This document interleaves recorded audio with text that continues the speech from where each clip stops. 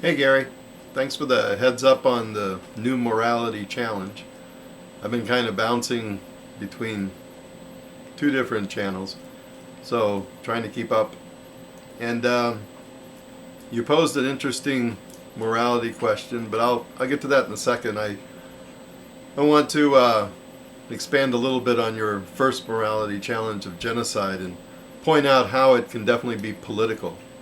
I went and read the UN uh, Charter, which is the Convention on the Prevention and Punishment of the Crime of Genocide, which is adopted by Resolution 260, and I think you mentioned this in 1948. It's kind of surprising that the United States did not sign on until 1988, which was actually after the Iran-Iraq War, which included many things that Saddam Hussein was accused of. But I was reading through this, and it's very interesting how political it truly is. And I think Saddam Hussein is a good example of how it could be politicized to the benefit of one side or the other side. Because it definitely states that persons charged with genocide or any of the other acts enumerated in Article 3, which is there's several different things that come under the heading of genocide: inciting genocide, attempting genocide, this type of thing. But this person shall be tried by a competent tribunal of the state in the territory of which the act was committed. So that would be such as the tribunal that was held for Saddam Hussein's trial. Was it competent? Some would say not. I mean, if you have defense attorneys being murdered, I don't know if that is the best place to hold it.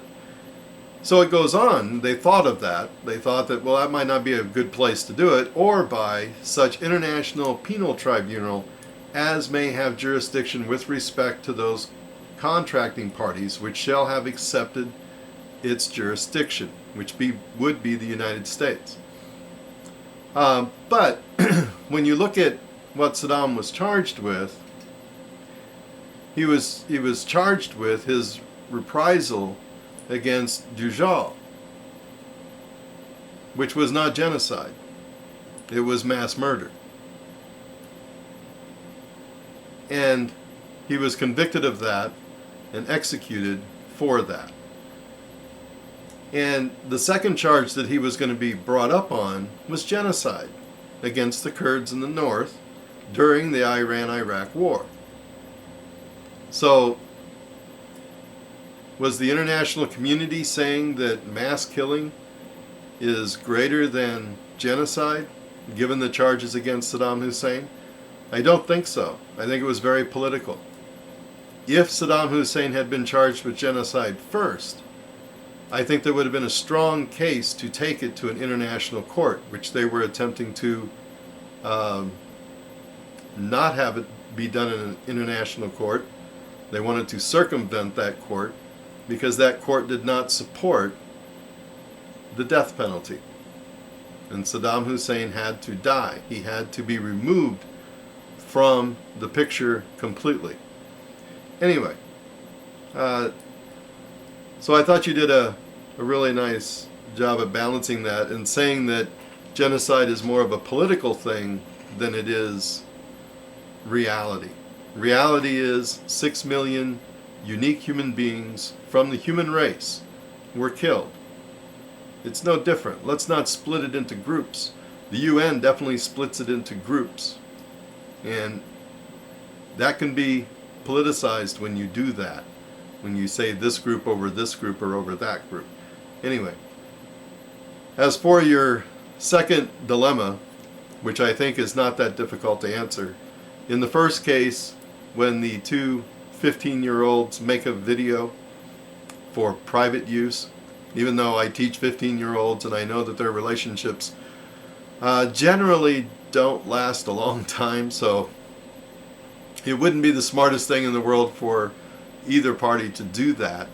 And I think what the recourse should be is counseling, some consequences that are handed down by their parents or those who have charge of them, because since they are minors, they're in the jurisdiction of those who are their caretakers. If they turn 18 and they release that videotape to the general public, I think that's a different story. At that point, you have entered society, legally entered society. And that age changes. 18 changes as far as when you become legal age. 15 changes as far as, or 16 when you become a consensual adult. But given the society and what their norms are or what their laws are, I believe that the second case, that when you put that into the public domain, you are violating a pact of society that the community has to keep itself safe. Because people that have an addiction to that stimulus can damage society or damage members of that society through violent acts or emotional acts, and there can be repercussions to those who have a propensity for that addiction. At that point, there should be consequences which are handed out by society. And that is going to depend on the culture. It could depend on ethnic background. It could depend on whatever that society depends on for their moral judgment on what a consequence is. So I'm not going to get into the consequence end of it, and just leave it at that. So thanks for the challenge. Good one. Good response on the genocide challenge, and take care.